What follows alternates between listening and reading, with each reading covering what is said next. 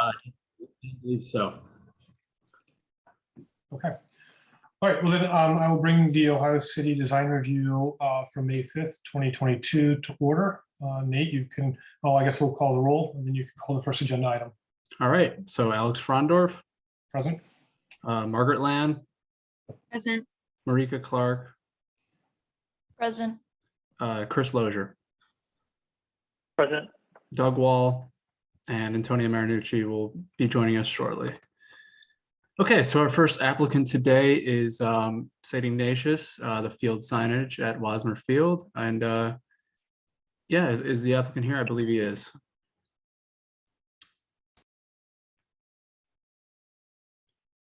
Derek, you there?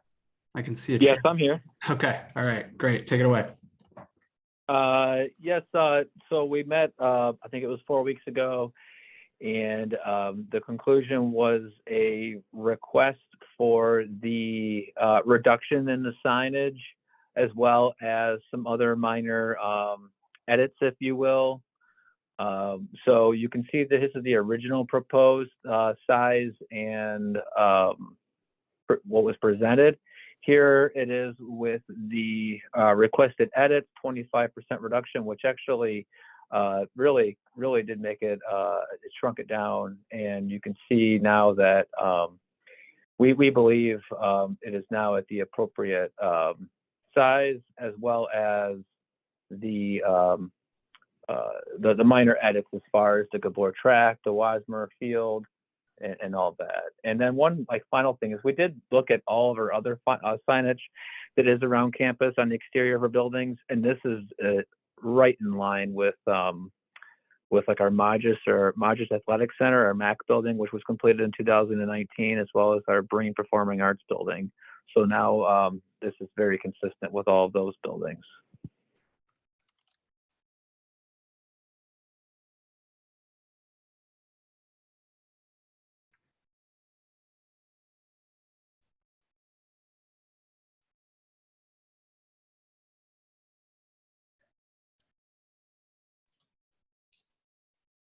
Are you proposing to paint the sign directly onto the brick? It's going to be fastened into the mortar joints of the brick. I appreciate the reduction in size. I do agree that it makes a big difference. I remember there was a little bit of conversation about the font and the changes there. So We did make those changes.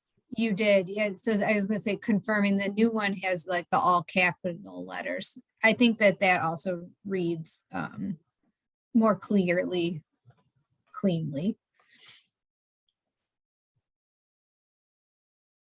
Yeah, I think it looks cleaner just having a single font rather than two different fonts.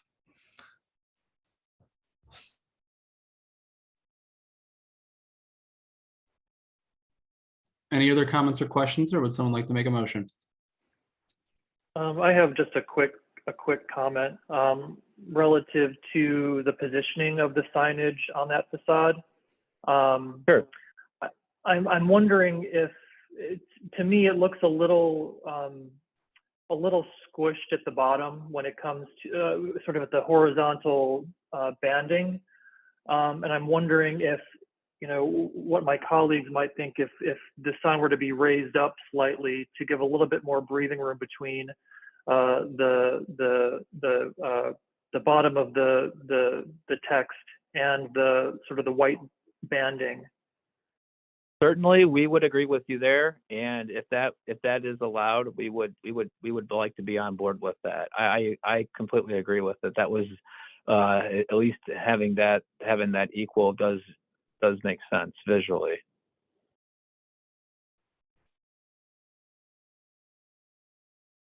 Yeah, so I would like to see it pushed up by a couple of feet so that there's some more breathing room beneath the signage.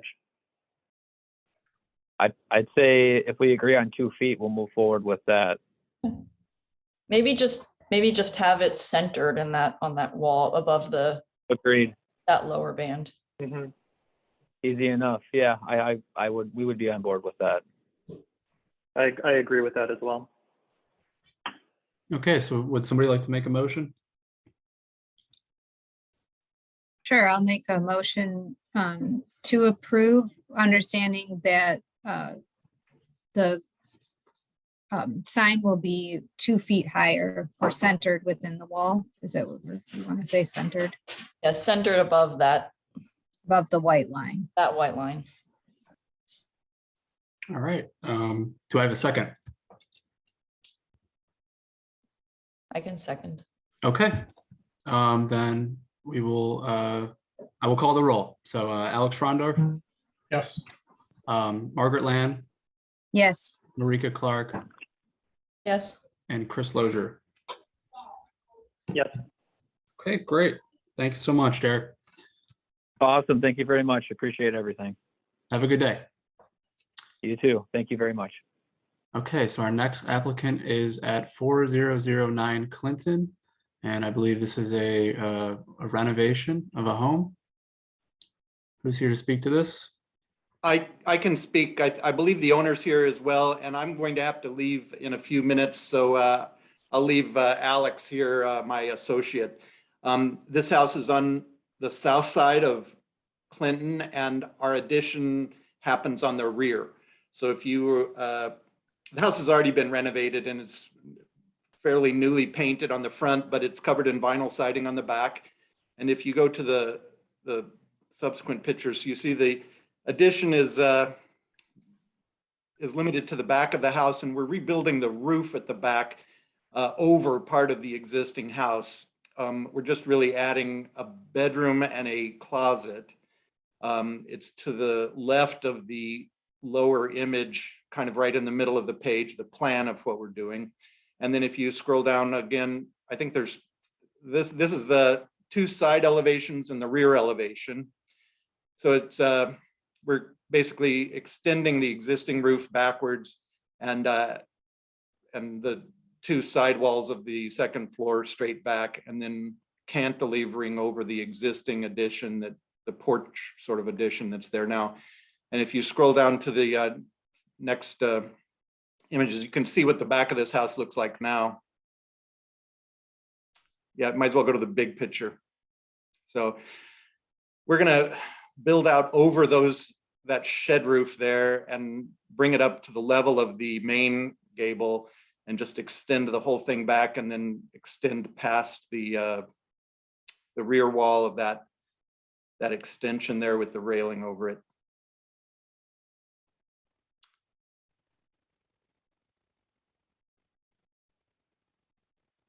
I think this looks really good. You're cleaning up the back of that house. Can you talk briefly about materiality? What is there Well, now? And will you? I think our intention is to remove the vinyl siding that's on the back, and then put new vinyl siding on, wrapping around the new addition. It'll be a gray vinyl siding with dark gray trim and white windows, just like this currently is. Has the owner talked about taking off the vinyl siding? I think he would consider that. Right now, he's interested in providing a little bit more space. They're expecting a child in the very near future, and they'd like to get this project built and done with right away. I guess they just built the house, and they just bought the house, and it may be that when they remove the vinyl siding, that to add on, that they find that the siding underneath it is acceptable, and that they decide to go ahead and remove the vinyl siding. But because we haven't started peeling it back yet, we don't really know that. Yeah, I would agree with that, David, that if there's something there, excuse me, and it looks good, then we're all open to keeping, if it's wood under there or whatnot, that aligns kind of with the front of the home. But until, like David mentioned, until we get under there, I'm not sure what we have. In practice or logistically, we're probably dealing with corner boards at both of the places where the second floor wall would be extended, and whatever's existing on the side, whether it's vinyl or wood, would be left and restored. And the new, if we decided to do it, would be hardy board. We probably wouldn't go with the beveled lap siding. But it would, look kind of the same. So it's either vinyl or hardy board on the outside, and the proposal is to continue with the vinyl for now. And it's very possible that during construction, Andrew will, want to do something else, but to keep it consistent right now, we're talking vinyl. I'd like to. Go ahead. Go ahead, Alex. I was going to say that I propose doing it a hardy with the anticipation that down the road, one way or the other, the vinyl will ultimately come off. Well, those corner boards would allow that to happen pretty easily, so that we could leave the vinyl on the body of the house and do hardy on the backside. I'd certainly be open to that. I was going to ask about the new windows. What is being proposed for those? I believe that we've called out for a Pella-clad aluminum window. The reality that we're dealing with the windows these days is a 6-month lead time on the better windows. And since these windows on this house have already been messed with and are not the original windows, I suppose a fiberglass product would be possibly faster to order, maybe a little bit less expensive, and be an improvement over the windows that are currently there. But right now, the drawings call for a aluminum clad Pella unit. Thank you. I believe. I mean, I could look up that. It's It's- either a Pella or Marvin, and both of them are months and months away from being delivered. So.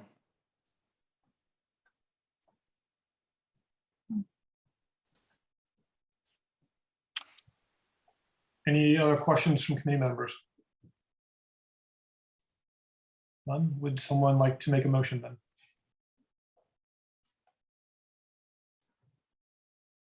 And if I could, the motion would include a recommendation for hardy. I'll make the motion to approve as presented, understanding that the windows will either be aluminum clad or potentially a fiberglass. And with the recommendation that the siding be a hardy. Do I have a second? I'll second. Okay. Nate, you want to call the roll? Absolutely. Alex Frondorf, Yes. Margaret Lamb, Yes, Marika Clark, Yes. and Chris Lozier. Yes. All right. Thank you. Thank you. Bye. Thank you. Our next applicant is, what's the address on this one? 2104 West 25th, Dave's Hot Chicken. This is conceptual review. Yeah, this is Mike Puckett with Lingle Design, the architect for Dave's Hot Chicken. It's at the corner of, I believe, Chatham and West 25th Street. And there's some existing photos. It's the taller building on the left there. And then as far as exterior work, we're proposing to infill, well, remove the signage up top there above the storefront, infill new storefront, as well as one on the corner there, just to the right of those gas meters that you can see in that photo as well.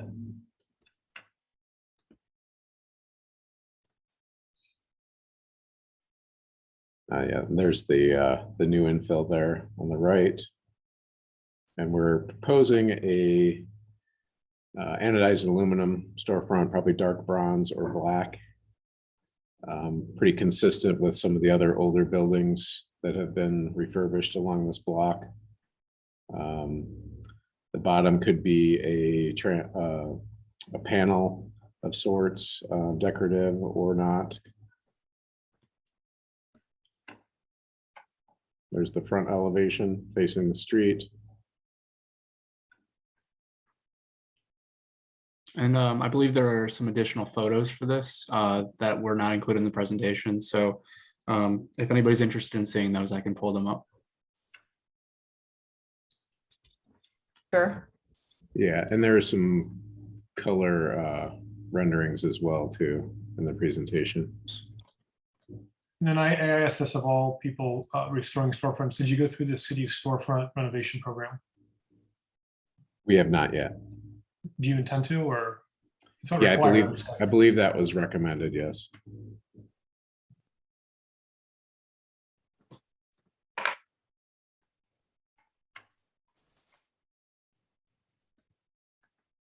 We just wanted to do something consistent with what was done up on the third floor, as far as their new windows that they've installed there too.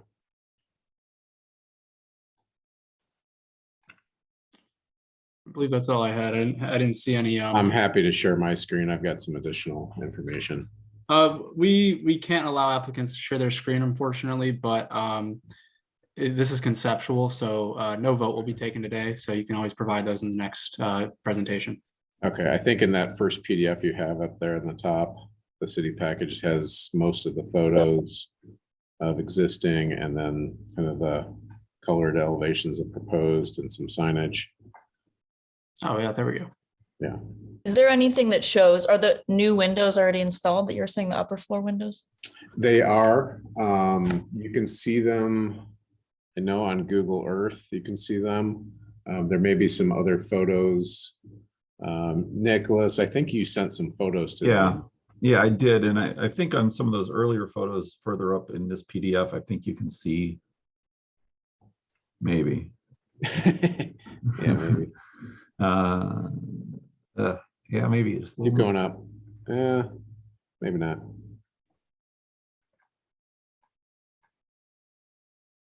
Yeah, I think somebody.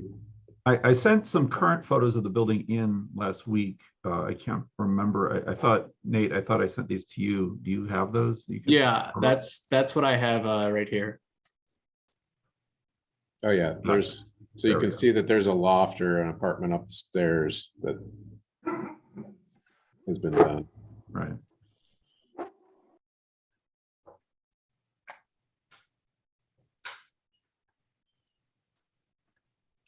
And currently our scope of work does not include the second floor, but I would imagine, Nikolas, I don't know if you've had discussions with the landlord, if he's going to also do something on the second floor with those windows.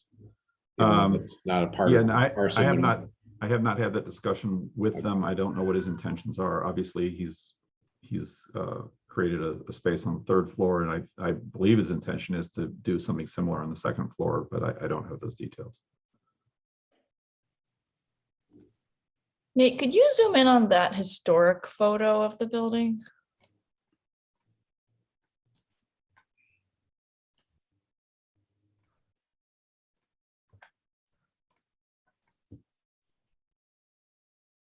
Does that help at all? Sorry, I'm not sure Yeah. on the center of the screen. Is that as far as in as you could? I just was curious to see Keep what that going. storefront looked like. I'm not sure how to center it though. But just scroll with the bottom, see the gray bar. Okay. Yeah, All right. if that works. And then if you can zoom in even more. One thing that's nice about that, or in the original picture, is that central recessed storefront. Yeah, as it stands now, the only accessible entrance is to the right. There is a curb and you would have to step up, which ADA was not really a thing back then.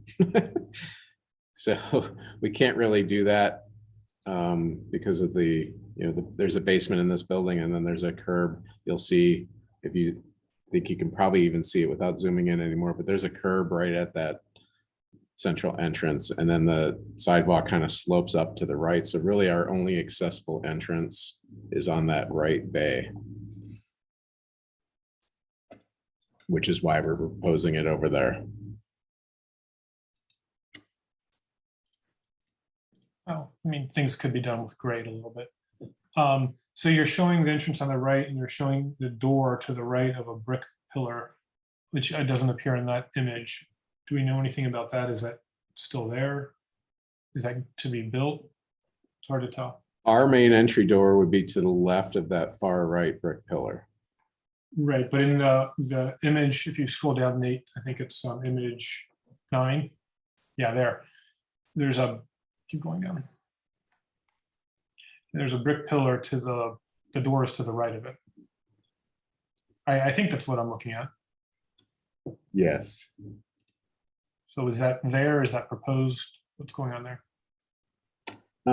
There is an existing pillar, so that's more of a kind of a setback there. I think we'd have to explore a little bit more of what's going on, but it may be more storefront than what's shown there. You might be able to see it on the, Nate, if you go to the file that says DHC Cleveland City Package, if you go to slide 3, I guess it's up in that same one. Yeah, I feel like if you zoom in on, I think up one more. Up again. Yeah, There you go. zoom in on that picture. I feel like that's the clearest because it's not boarded up, where you can see. It looks like they're just keeping, Alex, I think it's just keeping that existing kind of diagonal looking brick wall. Is that right? yeah, it kind of slants in. It doesn't go see. straight back. I see. Yeah, we're trying to keep as much as existing as possible here.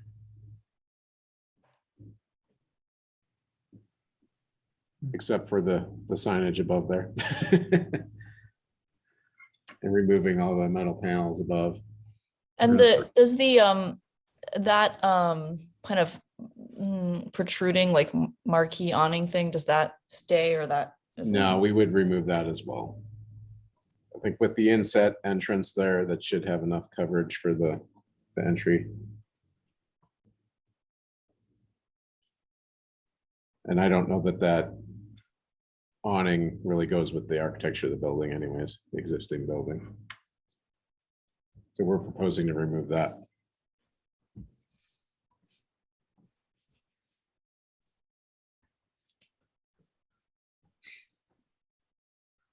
And it looks like there was in the historic photo, and actually might still be there, but it's hard to tell where that gray band is. Yeah, sort of like almost like an entablature running across there with the signage.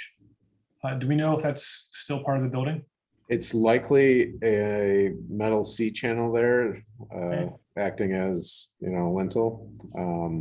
But we won't really know until, I assume it's still there because, it's still the same openings, but we won't know until we do some demo.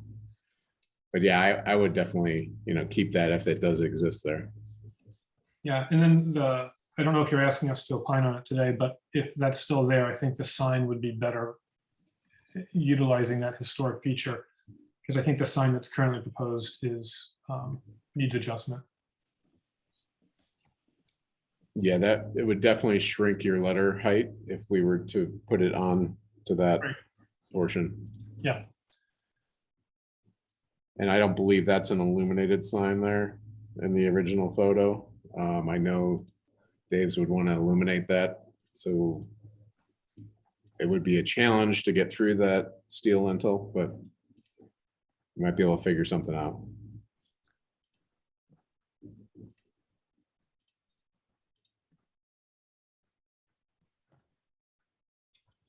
Well, I think in any effect, I think whether or not the signage ends up in that band or the brick band above, I think we would want to see those elements reflected in the overall design of the storefront. And again, I know that you have limited information at the moment just because you haven't had a chance to really open anything up yet. But I think we would want to see the signage adjusted to whatever the existing conditions are there and the overall sort of design of that storefront piece. Agreed. I think just as a suggestion, also, it might be nice also just kind of looking at this historic photo with the kind of perpendicular protruding sign. It might be nice to have something like that. A lot of the storefronts in the neighborhood use those kinds of Like a protruding blade sign. signs, either illuminated Yeah. or not. I think they look nice. They're a little bit, I feel like they look polished.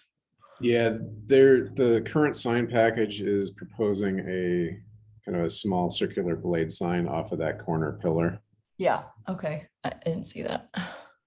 Yeah, I think that was just added after this was submitted. So it would be on that left pillar there. It's on one of these pictures, I'm pretty sure. Okay. There was one on the side door South, where I yeah, on think, the south yeah, elevation. that could be a blade instead of.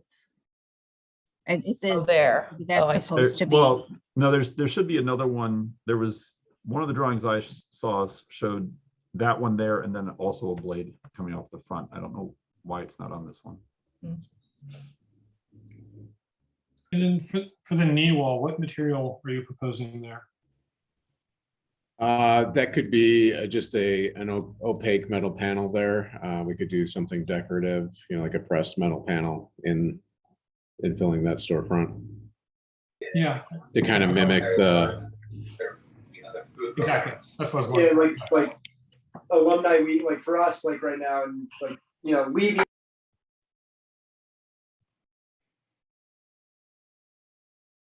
Sorry, what was that? Somebody just had their mic unmuted. Oh, okay.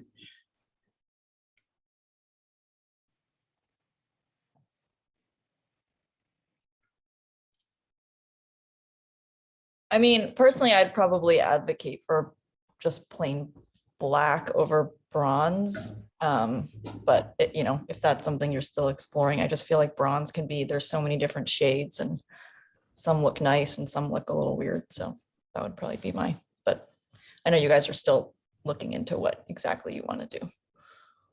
Yeah, and if the intent is, Marika, are you talking about the infill panels or the window frames as well? Both. I mean, I was assuming they would match. I think it would look even odder to have black on one and like a slightly off black on the other. No, I agree Right, with yeah, that. I would. It Yeah, would be I consistent agree with the with- color. Yeah, I agree with Marika there. I'm just making sure that they both match, and I would say that I would prefer something that would be that's tangible, like a black versus a bronze, which can have different hues. But you would propose whatever that is in the next round once you have that all sort of identified. And we don't have we're not like, oh my God, we have to have bronze. Whatever you guys need is fine.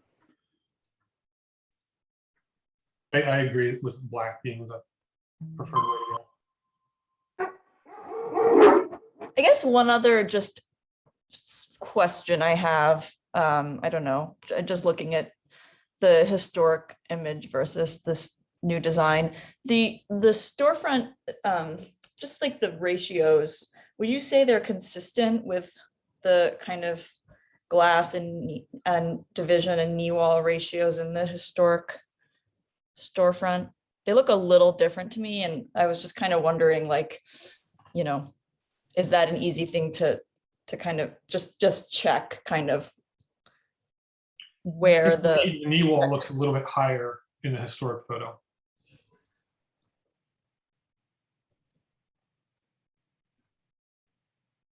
Yeah, and I think we can work to try to, scale off of that original photo to make it a little closer. So it looks like it may come up to the top of the concrete bases, and we're just slightly under with that sill, I believe. Mhm. So, it might move up 4 inches or something. Exactly. Yeah, no, I agree. I love the beer sign on that house next to it in the old picture. It's awesome. Yeah, unfortunately, that house isn't there anymore. I know. Hi, I'm Antonia Marinucci. To the applicants, I was late to the meeting, but I'm one of the board members. I agree with Marika that something about the proportion of the drawing feels off to the historic photo. And my question, I have 2 questions. One, do you know if there's any, the middle storefront that cuts in, like the middle entry point in the historic photo, is there anything architectural that remains in the interior of the building that reflects that currently? No, nothing. Completely, just all we have are those 2 exterior pillars Correct. demarking that location. Okay. My other comment or question feedback is can we, relating to those proportions, can we strike a better proportion that the proposed drawing is showing, like 2, 3, 2 divisions for those storefronts if we're not, my first preference would of course be to see the storefront restored to the historic photo.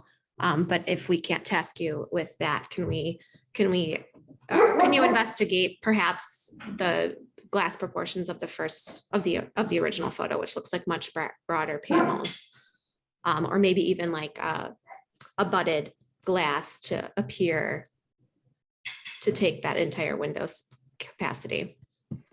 Yeah, we can look at the scaling again on that. Yeah, and I can focus a little bit more on that right side bay.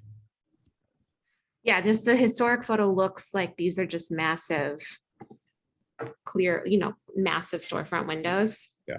It's hard to, say, but it doesn't look like there's,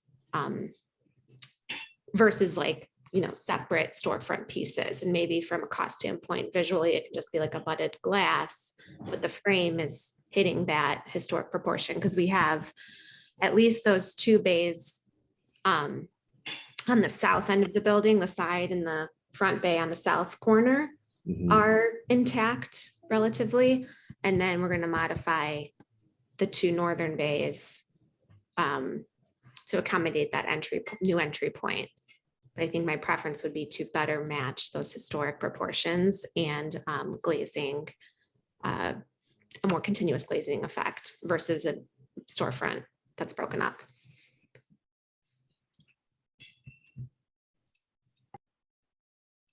Yeah, I think we can explore that.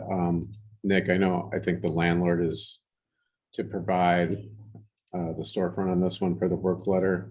Correct. So we would just have to have those discussions with him on how to approach that. Yeah, conceptually, Dave's doesn't have any problem with what you're suggesting. I love an old building and I'd like to see it as original as possible. So the owner of the building is going to be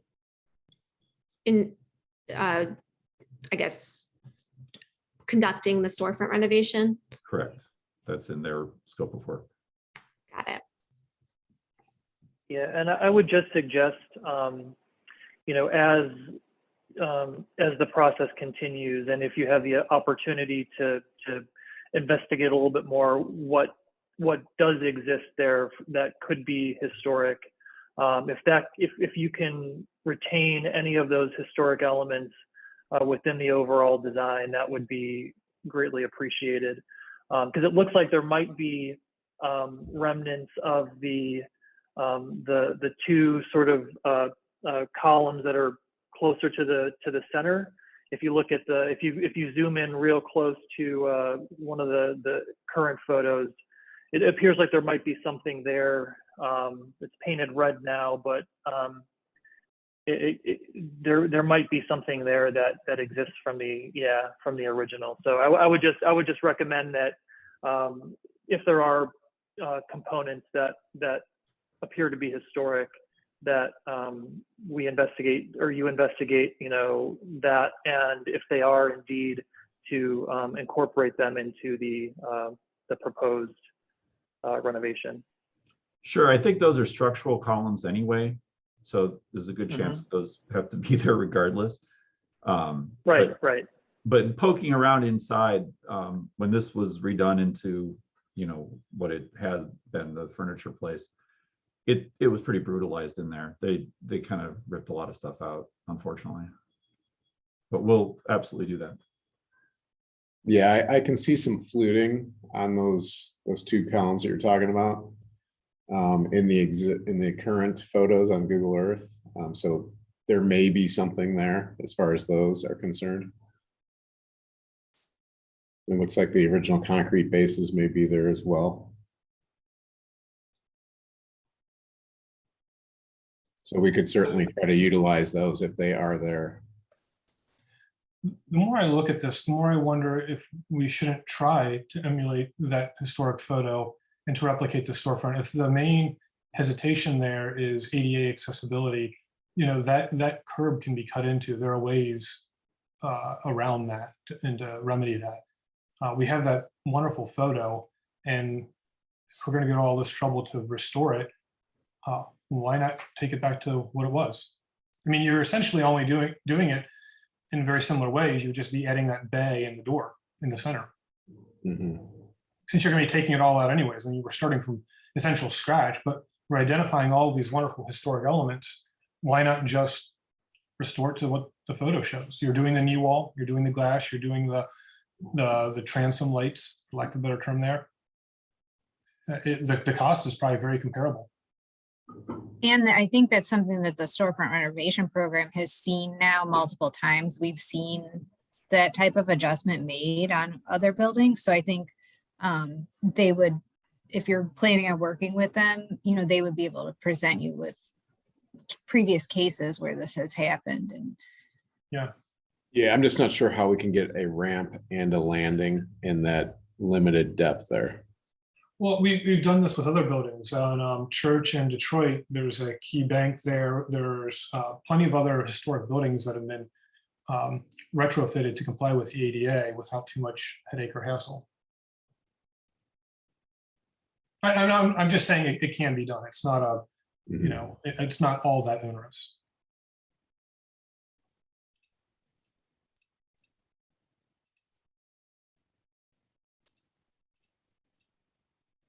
So I mean, yeah, I mean, looking at this, my preference would be if we're going to redo all of this, and why not just take it back to the photo? It's probably very similar cost-wise. We have excellent historic evidence, and you're you know, 80% of the way there already.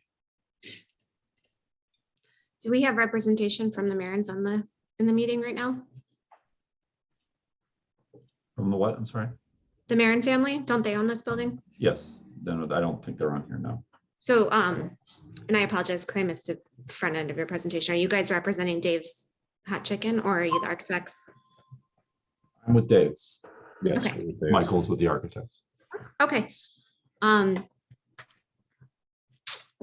Yeah, it's difficult to, you know, when we do have the historic photo, which it's difficult to, I guess, kind of unsee what it should be. And I agree with Alex. Are they pursuing the storefront renovation program? We were going to go talk to them. Yeah, we just. Because I'm also, you haven't yet though. No. I'm also curious. I don't know all of the, you know, so-called rules for that program, but I'm also curious if they would compel you to restore it to the historic photo to qualify for that grant. Though I know you're obviously working with what is currently existing. I'm not sure what they may do that. So I would definitely recommend talking to them sooner than later to see if that would be a consideration for you guys. Okay. Or for the Marins, I guess, if they're going to be Right. handling that portion. We also have some time constraints as far as when rent starts for us as tenants, that, you know, we can't drag it out for too long. So we will talk to the Marins and see what they think. I mean, I think it would be the same amount of time to do it this way versus that way, or very close to it. I'm just thinking in terms of grant, the grant process itself, and you know, going back and forth on designs. Sorry, I'm just thinking out loud now. That's fine. Okay. Okay, so if there's no further questions or comments, I believe we do not have to put this to a vote since it's conceptual. Carl, you can correct me if I'm wrong on that. We skipped a meeting, so I forgot everything I ever learned here, so. That's correct. Do the applicants feel they have enough information to move forward? Yeah, I feel like we've got some good feedback on kind of adjusting some of the proportions, obviously. And then Nick, you and I, and potentially the landlord can discuss, you know, how we want to go about, you know, the suggestions of matching the historical storefront as close as possible. Right. And how that works with your timing and everything else and cost. And the only thing I'm going to point out here is that the historic photo does show that there are two separate storefronts. So there's going to be, you're not going to get the exact Yeah. replication here, so you're gonna have to make some adjustments, which might be a benefit as well for a single storefront entry, especially with ADA compliance.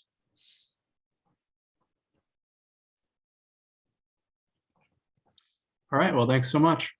We'll be in touch. Thank you. Thank you. So our final applicant is the Bridgeworks project. I believe, who's here to speak for this one? We've got Ian? Ian and Steve with Mass and LDA are going to be driving this. All right, and we'll just state for the record that Marika Clark has to recuse herself from this project. And you can go ahead. Hi, thank you, Nate. Thank you everyone for your time. My name is Ian Kenney. I'm a design director at Mass Design Group, and I'm presenting for the first time in front of you here. But a project that we've seen here before you previously, and so we have a little bit of a longer presentation than some of our previous presenters. So I'll try to get through it at a good clip, and leave plenty of time to talk about it. And please jump in with questions as we go. So just to kind of orient ourselves here, we are at the corner of Detroit Ave and Superior Viaduct on West 25th Street, right adjacent to the Irishtown Bend Park that is under development, and at a really interesting kind of crux of Ohio City, just adjacent to the bridge.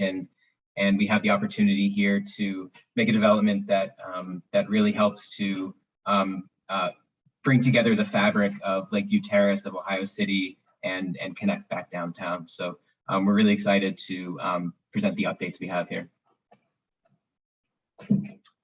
Previously, and this was about a year ago, we had come and we had a design that involved the building our development over a lot of existing structures on the site. It involved a parking garage that was pretty tight to the building, and an overall building height that had to be a little bit artificially buoyed in order to kind of vault over the existing buildings. So as we go down to the next page, we've shaved a few feet off the building with the exact same program that we had previously. And additionally, we've decided to relocate our parking garage to the kind of east side of the site in order to open up a better and more cohesive public space around the building. And just another view from the Superior Viaduct side of the site massing, and we see the parking garage now tight to the SNP building, and the kind of accessible public space now going between our parking garage and our main development. A historic survey, or I'm sorry, an existing condition survey. We will be demolishing the existing garage and preserving the 1939 ticket booth. And the next page has that ticket booth, which will be preserved and which will now kind of occupy a central location in our new site plan, and as part of a kind of our public programming. It'll be a really nice nod to the history of the site here. And then we just kind of identify the existing conditions. Again, the garage, which extends tight to the edge of the bridge, will be demolished, and we will preserve the ticket booth. One thing that I should just pause and say is that in the last year that we've had to evolve and refine the design for this project, one thing that's been really central to the way we've thought about it is how we can improve the public experience of the building. And while an older or an earlier kind of iteration of this design involved preserving as many of the existing structures as we possibly could, the more we started to allow ourselves to think about it differently, we realized that by removing the garage, we are actually able to open up a better public experience and actually able to open up the access to the underbridge in a more equitable and open way to the public. So that's one major kind of, go ahead, Steve. Oh, sorry. Okay. And so here we are. So what we have again is the same program that we've presented before, a mix of mixed income housing on the 2nd through 10th floor. On the 11th floor, we have a full floor of food and beverage program, And then above that, 4 stories of hotel program with 130 keys. And we'll look at the floor plates a little bit further down. And again, the view just from the other side, looking at it from the Superior Viaduct frontage. And here's our site plan. And so we see the 1939 ticket booth remains, and we also see that the kind of historic diagonal going through the site is also kind of integrated both into the site plan and into the ground floor of the what will be the hotel lobby and the residential lobby. One thing that I do want to point out here, as we can keep going, is the site circulation. And so what I stated before, by removing the garage, which abuts tight to the edge of the bridge, we're actually able to bring the public and our plaza condition all the way from the West 25th Street frontage, tight along the edge of the bridge, and all the way to the kind of underbridge moment and the plaza, which we now have between our garage and our main building. And we'll look at the kind of look and feel of that space a little bit further down. In these slides, you know, we've looked at different access moments, just commercial and deliveries and those sorts of things. And we feel like we have a pretty good circulation diagram worked out. And so as we zoom in on the green space, we do have that kind of arrow on the right, access to the underbridge. And there's an image kind of in the middle there with the kind of green neon lights of the squid soup exhibit that went on. And when that was just such a huge success, bringing in over 1,000 people to experience this moment in the underbridge and to bring some arts programming to this neighborhood. And in order to make that happen, you know, we consider that folks, I'm sorry, Graham corrected me, 14,000. But in order for that to happen, you know, we had folks kind of moving through, you know, what are kind of fenced off, you know, the fenced off lot and lots of kind of degrading concrete and to get to this really special moment. So a big piece of what we want to do on the ground plane of this project is to improve that public experience and to really make this a space that can be used on a more regular basis for these events. Thanks. And just taking a moment to acknowledge the history of the site, both the adjacency to the bridge, the existing ticket booth, and also just some context that is around here. And as we come down here, you know, I do just want to acknowledge that we took a really close look at the garage, and while there's perhaps nothing historically significant to preserve about it, as we look at the south facade, and I kind of put the dashed line around there, and we can go down to the next slide. There is a really interesting kind of opportunity here, and there's something that I started to see, which is a diagram of the entablature, of the detail on the pilasters, and how we can start to take what is there and turn it into something which is not a historic recreation, but it's something that that is evocative of the look and feel of the building as it was. And so as we go down to the following slide, we get our first look at that here. And so this is the new building, and we're kind of looking over the railing of the bridge as we start to have a little set of stairs down to our plaza level. But we think that the ground floor of our building, and as it starts to extend out into the plaza, and this is really you know, an interesting moment. What we're looking into beyond the glass here would be a coffee shop, a cafe, a hotel lobby, really just a lot of activity at all hours of the day. And so trying to use that interior program to activate the plaza and to use the detailing of that building as a way to, again, just be evocative of the history of the site. And as we see kind of down the right side of this slide, we now open up a continuous pedestrian experience to get from the corner of West 25th and Detroit all the way down kind of tight to the bridge and down to the sort of, call it the east half of the plaza, as well as the underbridge access. And you know, this is a really special moment too. This is sort of an iconic, you know, image of Cleveland, and to kind of be able to pull the pull the building away from that and expose a greater kind of stretch of the bridge, and to expose people to allow people to experience this moment kind of adjacent to the bridge is really special. I'm always kind of reminded, I think this is the exact image I see when I fly into Cleveland. And so it's this really, special moment that we now have the opportunity to showcase and to kind of increase its visibility. Looking around the other side of the building, this is the Hotel Porte Cochere, the entry along Superior Viaduct. We're proposing a covered drop-off. Some of the materials will, again, kind of carry over from what we were just looking at the south facade here, and we're picturing that as being cast stone with a lot of kind of landscaping and different paving patterns. And in the kind of background of this image, we see the parking garage, and we're proposing an expanded mesh that can then sponsor kind of vines growing up it in the warm seasons. And the site plans, and again, I believe we've all kind of seen these, and so they haven't changed dramatically. The total unit count.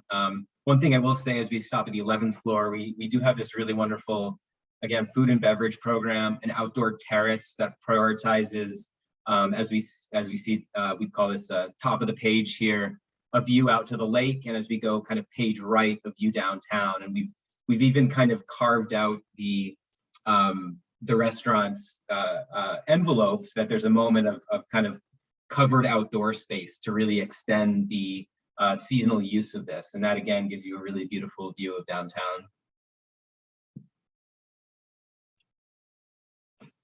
And here it is. One other thing that I'll note as we look at this view on the kind of far corner of the facade, we've kind of added this very kind of subtle notch. But what's important about that is it serves, as you look at this angle, to actually kind of identify the two different volumes of the building. On the south side, like I was just describing, we can see the kind of covered outdoor space. But on the, what we call that, the southwest corner, just this very subtle kind of notch in the building provides a little overhang, little shadow line, and it starts to establish the two different volumes and actually the two programmatic uses of the building as well. One other thing that I do want to mention is that as we've developed the site plan, the ground plane, and this freestanding retail, we call it a pavilion, kind of along West 25th Street, one thing that was really important is that this building has frontage and it has porosity and is welcome to folks approaching it from every direction possible. And so this is a moment that we have where we can really start to reconnect the fabric of Lakeview Terrace back to Ohio City, and to use this moment to become a real kind of hub for the community. And as we look at material palettes, we've really kind of simplified the palette. Actually, we think that what's really nice about this is that as the volume of the building has evolved, we started to realize that it maybe had a number of competing ideas going on, and that by simplifying the color scheme and simplifying the material palette, it actually becomes a little bit more maybe impactful and beautiful in its sort of stoic way. So we're using aluminum panels that are of a patina copper color, as much glass as we possibly can. We think it's very important to have as much natural light in all of the residential units. It's very important for the work that I do that we think about healthy spaces and we think about the quality of life of the residents. So as much glass, as much natural light as possible. And then I've also just pointed out the architectural cast stone, and that's the material that we can start to use, which will be, again, kind of evocative of some of the existing conditions there. And here's just a few examples of some of the color palette we've looked at. And then we did just want to throw this in here too. This is some progress from our partner interior architects as Stonehill Taylor. And the reason we wanted to show this is because we really do want to acknowledge that our approach of it's not historic recreation, but it's creating an experience which is evocative of another era of design. It's yes, it's in the architecture, yes, it's in the plaza, but it's also really carrying through to the hotel lobby, to the semi-public spaces within the building.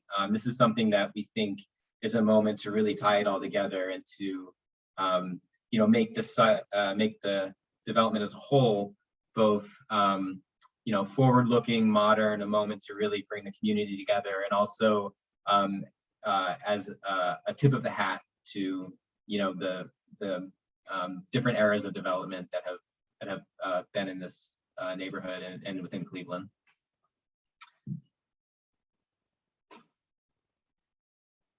That's it. All right. I think I've not stopped talking for like 7 minutes straight. So let's thank you for your patience, and I'm happy to answer any questions you may have.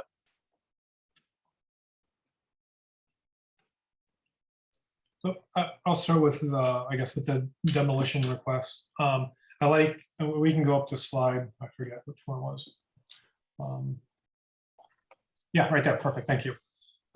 So I like that a lot. Can you tell me about the materials? Are you intending to reuse the materials that are currently on the structure? Can you speak to that a little bit? Yeah, we've explored that quite a bit. And one thing that we've realized is that there probably is not enough salvageable material to complete what we're seeing here using existing material, which brings us to a question of what does it look like when we start to mix reused materials and new materials. So at this point, we are believing that we probably will not use reclaimed materials on the exterior of the building. However, we do want to leave open the possibility that we can reuse some of those historic kind of building elements within the landscape. And so as we start to create, for example, a rock garden that may start to incorporate some of the old pieces of cladding. But I would say that for the new development, we will be using new materials. And that can be, for example, an architectural cast stone. And we then would have the opportunity to specify the exact finished texture. And so it wouldn't be too smooth. It would have a little bit of, let's say, grit in the best possible way, of a little bit of texture, right? To be kind of evocative of an older building style. I like the concept a lot. I like how you've moved it back. You're still retaining the architectural elements. I mean, the first preference is, of course, to reuse the material themselves. If that's just absolutely not feasible, and I'd want to dig into that some more, then I would think that we should use real sandstone to replace that, so an in-kind replacement. And I think we also, previously on our, submission 2 months or lights went out, submitted to the committee a report on the historic masonry and the conditions. So I think you guys should already have that.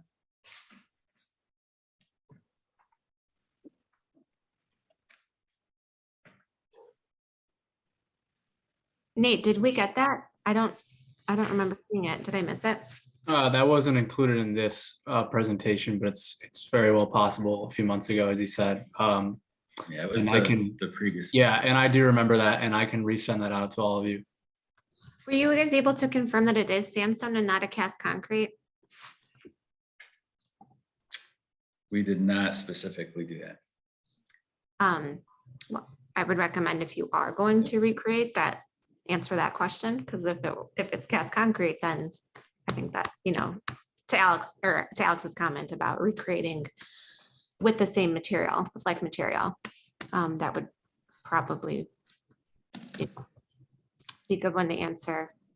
I think that the approach that you're taking with these renderings in this public space is just really, really nice. I really appreciate it. I think it's achieving such a nice quality of space and a good homage to what was there, and even, greatly actually improving what's currently there by pulling it back and being able to appreciate the bridge in an engaging, like, scaled public space. So this is definitely hitting the mark for me. And I do also appreciate and enjoy the simplified palette of the rest of the structure, because I do kind of think it lets these pedestrian scaled elements and historic elements shine a lot more, while not being like totally disconnected or overly done. I think you guys are really hitting the mark for me overall on this iteration. Thank you. Yeah, and if I can add to, I want to applaud the effort that's gone in between sort of the last presentation and this presentation. What I really appreciate about this is that in removing the existing structure, you're replacing it with something that feels much more contextual and respects and acknowledges the building that is being removed. In providing just that additional level of detail, I feel like goes a long way in helping to preserve that legacy of this site. What it also does is it now connects the historic piece that is being retained into the feel of the structure that's now in that location. One question that I have is, so you talk about sort of simplifying the palette and the different materials, and I agree. I think I appreciate that as well. But when thinking about the sort of the cast stone, the plinth form, there's a juxtaposition still, I think, between some of the other renderings where it's a much more clean and modern aesthetic when compared to this, what we're seeing on this side. And I'm wondering if you've considered to continue this detailing, as part of some of the other elements within that plinth, like what we're seeing at the sort of the restaurant, frontage, or the canopy at the drop off. I think one of the and I think the other thing too here is that with the interior design of the space to evoke sort of Art Deco and the 20s, 30s, 40s. I just wonder if that was a consideration, or if you were considering that moving forward, because I think that could make the full building feel a little bit more cohesive than having sort of detailing on part of the building and then sort of much more clean aesthetic on the other. Yeah, thank you. That's a great comment. I'm glad you brought that up. So one thing that we've looked at, and now as we look at the kind of hotel entry, and to the point you made, what we look at in the plaza is that the details are, not only kind of evocative of the buildings that are being demolished, but of the ticket booth that is remaining. And so there is that immediate adjacency where we want the building itself to kind of be in harmony with the ticket booth, specifically the plinth. And as we come over to the hotel side, we started to ask ourselves, well, do those details in a literal way track over to this side of the building? And we started to think maybe the details themselves don't, but the material palette does. And in that sense, we almost find ourselves on at the modern entry of the building, right? The contemporary entry. And again, we're pulling those details, those materials all the way through the lobbies. So there's a cohesion from the inside out. But as we've seen here, we started to think maybe it is of a more modern contemporary detailing using that same palette. But I think if we felt strongly that we want to see some of that detailing kind of pulled all the way through, that's something we could certainly work on. Yeah, and I guess my commentary is, I think there's some, I mentioned the word iconic in our last discussion, and it's really in relation to maybe some of the particular sort of deco detailing. Like I think the one element that I think I respond to, which I also think helps, when we're thinking about the pedestrian scale of these things, are sort of the fluted elements, or sort of the linear pieces that sort of provide some additional level of interest and level of scale to these things. And I'm not mandating that any of this happens. I'm just wondering if you had considered it, or just thinking about, again, not just the materiality being sort of consistent through, but if there was a way to weave in some of that additional filigree texture to the rest of the building, so that it's not just one element that's carrying through, but maybe there's an additional piece of that story that can continue.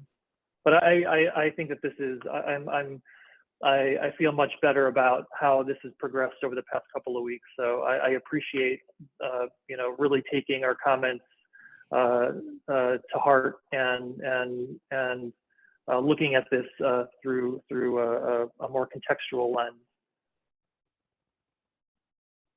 Thank you for the feedback. I appreciate the comments on the detailing too. I definitely support what my colleagues have said. I picture being a pedestrian and, the feeling that relationship between the historic material and whether it ends up being cast stone or sandstone. I think that is a great way to resolve this. My one question goes to the parking garage. I think the last time we saw this, it was shown with a painted mural.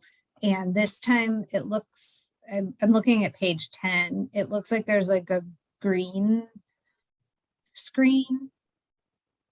Yeah, so we updated the concept there a little bit. And so yeah, previously we did have what could have been a vinyl mural that would have been stretched across the facade of that garage. And for the purposes of durability, and also just to bring a little bit of softness and kind of to continue the kind of hardscape, softscape concept. What we're showing here is essentially a tightened metal mesh, which we can then kind of grow vines and different greenery up it. So it starts to kind of soften and even kind of bloom throughout the warmer months. I think that's a really interesting and lovely concept. What happens and what does it look like when it's not in bloom?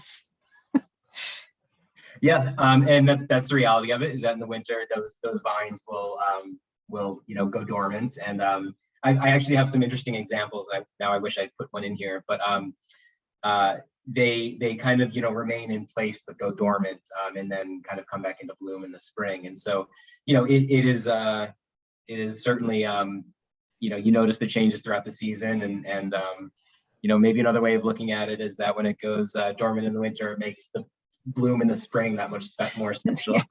But it doesn't just look like chicken wire or something. I'm assuming it hit. No, it's we can do something very kind of a pretty high grade kind of architectural what would it be, thin stainless steel cable rail, and you can actually get that kind of built into almost like a chain link configuration, and that really does a good job of giving the vines a kind of surface to grow up. Great, thank you. Yeah, I think we can also work with our landscape architect, but there are vines that can hold their green year round. So probably would intermix something that's green all year with something that would bloom only in the summer months. The vegetation, it's interesting. How tall is the parking garage? How many stories is that? 3, 4? It goes 4, and then it kind of splits. So 4 as it faces our building, and we call it like 4.5 as it faces the neighboring SNP building. So I mean, that's for the first several years. I really like the idea of vegetation. I'm just thinking of the practical. I mean, for the first several years, it's not going to grow up 40 feet. 6 months of the year, it's going to be, Cleveland. It's not going to look very good. I mean, maybe there's some version of ivy that would go up and that would retain its greenness and be a little bit hardy. But I see more pitfalls to it. I really like the idea. I would love for it to work. I just see more pitfalls in it, and that we're going to be looking at, either dead vegetation or vegetation that takes maybe 5 years for it to reach the top of the parking garage. And in those intermediate 5 years, we're looking at parking garage. So I wonder if there's another way of approaching how we clad this. I'm not saying it can't be Yeah, done. I see more pitfalls than I Yeah, see. it's a textured screen that's not without a character. So I think, we can owe this committee a example of what material it is, because it doesn't then just look barren when it's not covered in greenery. So, but I hear all the concerns, but I think we just owe you guys some reference images to explain what it looks like in all 4 seasons. Right. Yeah, Or if I could just add. Go ahead, Chris. Oh, sorry, I was just gonna say I agree with my colleagues. I think that this is, really an awesome suggestion in concept, and I think that it would be amazing for 6 months out of the year. I would like to just understand what if there's any similar applications in the Cleveland area where just so that we can benchmark off of what are the challenges that we see with those, and how do we maybe approach it differently in this installation so that we're more successful. So I'm on board with it in concepts, but I would like more information about sort of the realities of this and making sure that we all understand kind of what we're getting ourselves into. The one other consideration too that I would suggest maybe taking a look at is, the lighting of sort of that screen material, because depending on I think there's different sort of lighting applications if you're uplighting or you're doing something so that so this will be at night, of course, but the way that you light the screen itself, the scrim itself, would make it so that you're really seeing the surface of that versus seeing the cars and everything that's behind it. So you could use light in a way that grazes that to give it more presence or texture or something, versus if it was just a screen that was attached to the garage. So there might be some ways of looking at it from that perspective too. If the vegetation isn't up on there, but you're able to light it in a certain way where it feels like it's something special, maybe there's something to consider there.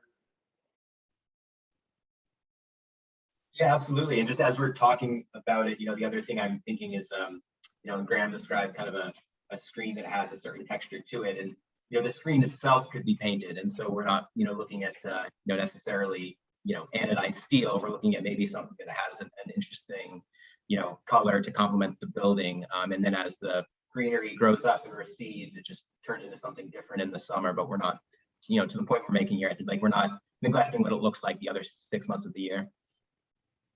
Yeah, and I guess the one thing that I'm just as a comparison, which is it's not a sort of a one-for-one comparison, but the Westin Hotel downtown Cleveland, I think there's an interesting sort of facade treatment at the parking decks, where I think they use a series of sort of vertical metal elements or cables, and then they light those in a certain way that you really pick up on that as being an interesting surface versus it being just a series of cables or things like that.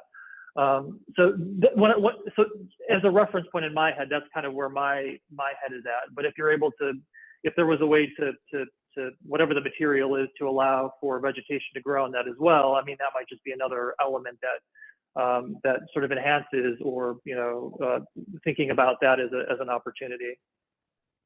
Yeah, Chris, just so you know, LDA was the architect for the Westin downtown. So when you first started describing it, that's what was in my head. Okay, gotcha. I just Googled it, got a really nice nighttime view of that screen, actually.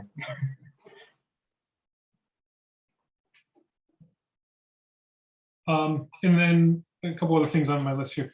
A landscape plan, I anticipate that we'll get a more detailed landscape plan at some point in the future. Correct. Okay. All right. And if we could, if you will, humor me, and go back to the slide with where we look at the historic structure kind of recomposed. Actually, if you go to slide 20 first. And maybe I'm being too picky in here, but so you see how the triglyphs are every other panel, they're more like in a column, and the windows are set back just ever so slightly. If you go to the new rendering of it, yeah, exactly. So there, the triglyphs go all the way across unbroken.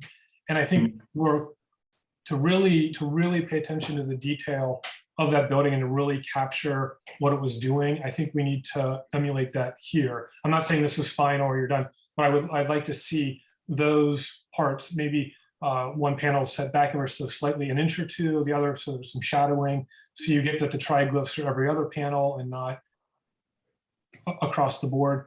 Just those sorts of details that building, I think, does very well, are captured in the recomposition of it here. And maybe I'm being too picayune about it, but I think that that's really an important detailing. And I'm not sure if you can go back up to the existing photo and zoom in possibly. Because there's actually two different details. If you look, It's like a fluting almost. right. So like Yeah. at the left, the two end bays, there's like, yeah, like a fluted detail between them. And then above all the windows, you can see there's that fluting. Fluting, yeah. And I don't know if that's something that you try to do there as well. It's just a very different look to have the three vertical lines go across the way as opposed to being broken up in the way that they're done there. And I don't know if we have photos that show the ticket booth, but I think the ticket booth is also slightly different. We have the bombed out one. Yeah. But it should show it. Yeah, it was, oh yeah, there's a larger photo too. Yeah, it's like the third or fourth slide. There. Yes, yep. Yeah, so there you can see where, yeah. so where the doors are, that fluting happens, and on the kind of the end to the right that you don't see. But then those, triglyph things are continuous on the other sides. So, I guess since this is remaining, I guess I would err towards matching this over, the garage that would be removed.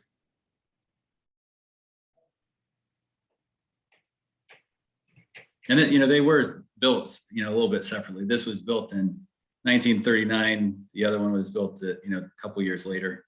41 or so. Right. So this was the first piece on the site. No, this is helpful for context too, I think, because this is remaining and just seeing how the detailing of this particular building, how it relates to the other building. Yeah. It's helpful to see this in context too. Yeah, I think you could go with either. I just think that it just a slight refinement on it to capture these slight subtleties would be very helpful. Thank you. I think that's a very helpful comment. Yeah, just that next level of detail in the kind of historic evocation. Right. I mean, and as you get approval and as you go through, you'll refine all the renderings anyway. So, okay, and then the other comment is to do with the palette, and I know my colleagues have already spoken on this. And can you describe how this actually works? So we have some aluminum panels, we have glass. Can you help? Yeah, it's hard to tell exactly how this all fits. Yeah, like one of those, any of those. Yep. Yeah, and so right.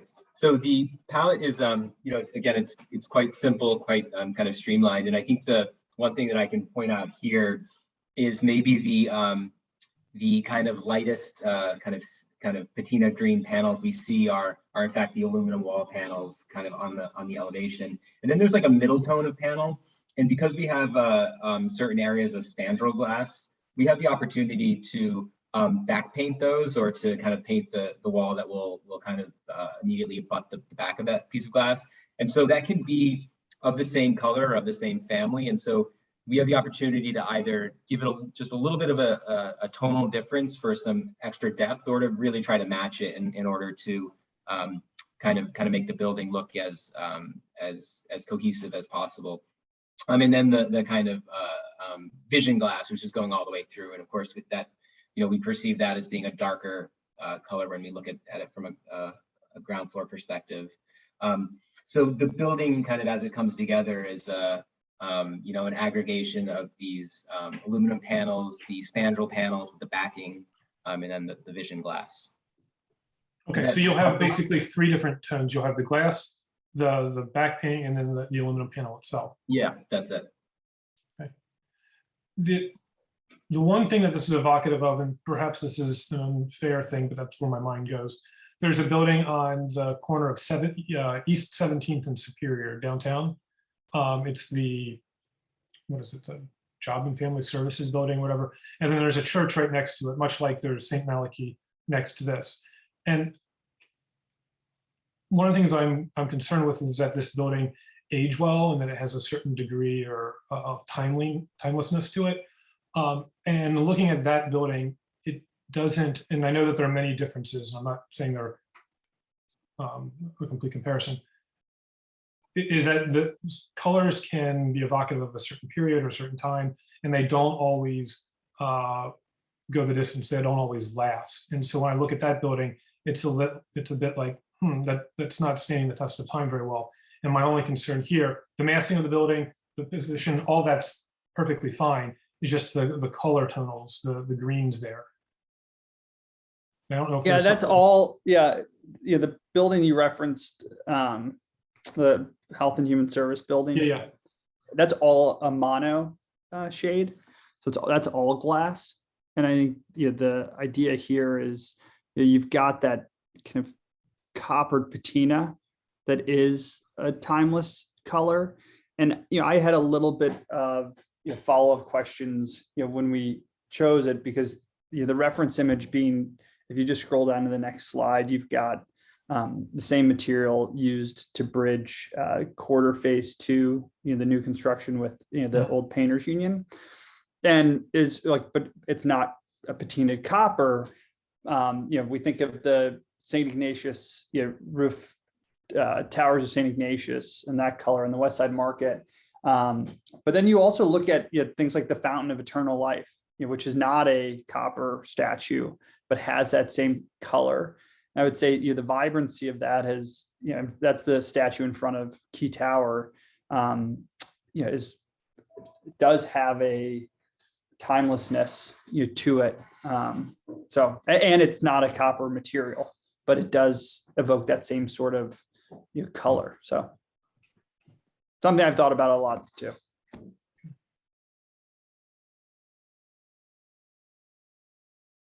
Yeah, and just in studying kind of the some of the context, I know that I think if we go downtown, like the courthouse, the public library, and City Hall all kind of have the copper patina roofs. West Side Market too, and I think it's only kind of visible from certain vantage points, and then the cupola on the tower too. So we thought that it was a nice way to, again, like not be literal, but just sort of be evocative and of the same palette of a different era of construction and of urban fabric.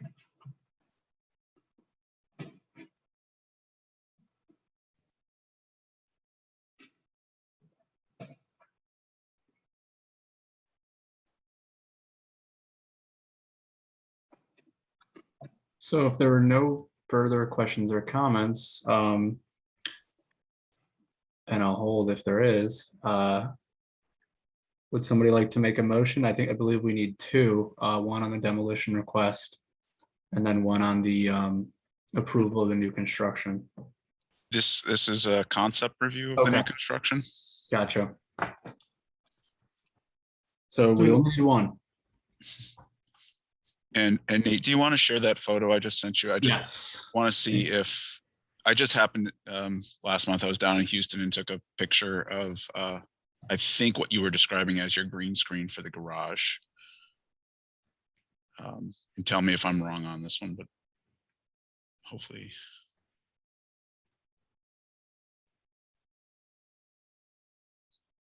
That looks. Yeah, that's kind of what we think. Yep. And there's like a number of ways to do it. Like, is it a mesh? Is it a screen? Is it a, you know, a kind of tension cord? But yeah, that's kind of the idea. And that's what it was being used for in this purpose. It was for a garage for this apartment building, so. How'd you like it? A bit more hospitable climate or something like that, but yes. I wonder like if, and I, again, not knowing totally what the material could be, or if, in my mind, I see something like that almost as like how on the intro building, they did the corten steel that's already like patinaed, right? It's already kind of rusted, I think, for lack of a better description, or maybe that is what it is. I almost feel like I wonder if something like that might be interesting and complementary to the kind of green that's evoking the patina or those elements that you described elsewhere in the city. I feel like a much earlier iteration of this design, there were some sort of steel. Was there steel elements? Am I making this up? Am I? No, you know, I think I feel perhaps like what you're remembering is we did have a sort of terracotta, you know, and almost Yeah. corten color scheme at an earlier iteration. Yes. So I don't know if that, I mean, I'm like, you guys obviously pick what you want to do, but something seems interesting, like there could be an interesting.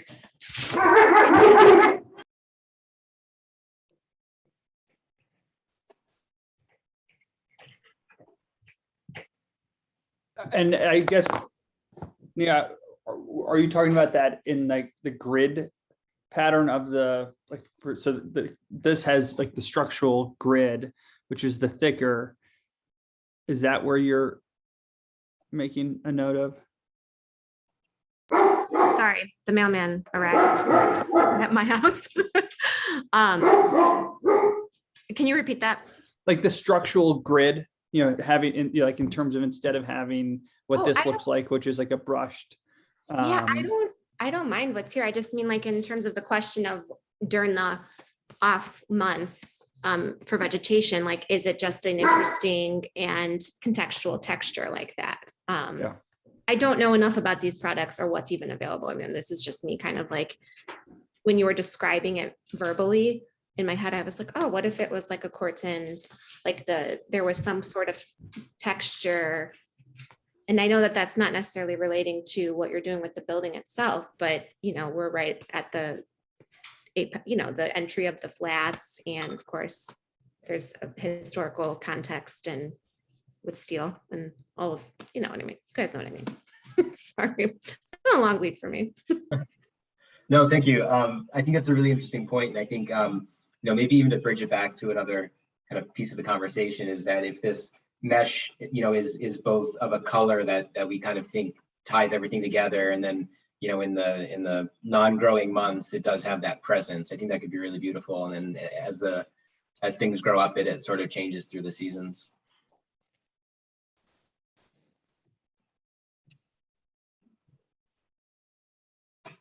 Okay, so Nate, we need to vote on demolition approval, but otherwise this was a conceptual feedback. Correct. Yep. I'll make a motion to approve, but the conditions are the attempted reuse of the historic material, and if not, a study of replacing it with sandstone, assuming, and I'm 98% sure it is, with sandstone, and if there's a deviation from that we re-engage in that conversation, and then more attention to the detailing of it, both with the relief and the triglyphs, and cleaning that up to match the historic structure, either the one itself or the ticket booth. You guys can have some leeway there, but to show more of that refinement and detail. We have a second. I can second. Oh, 2 seconds. Awesome. Okay, I'll call the roll. Alex Frondorf. Aye. Antonia Marinucci. Aye. Margaret Land. yes. And Chris Lozier. Yes. Okay, great. So the motion to approve with the conditions of the attempted reuse of material or study of replacing the material with sandstone in kind, and some more attention to the detailing as mentioned. So thank you. And then Just quickly, I just want to ask, have you contacted Cuyahoga County about getting the original blueprints for this or looking at that to make sure what the materials were, which might help save some time?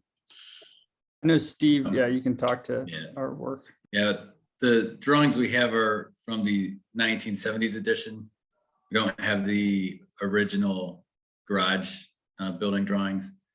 So, there's no reference specific to that material. It's all, based on what was being built for the 1970s building and connecting to it. But we can take a sample and, confirm exactly what that material is. Given the way that it's eroded, it behaves very much like sandstone. Yeah, and I think you're, like you said, it's probably a 95% chance that's correct. okay, and then on the conceptual review, do the applicants feel like they have received adequate feedback? Yes, I do. Thank you so much. Fantastic. All right. And then Alex, do you want to close the meeting out? Yes. All right. The design review meeting for May 5th is adjourned. All right. Thanks, everybody. Thank you.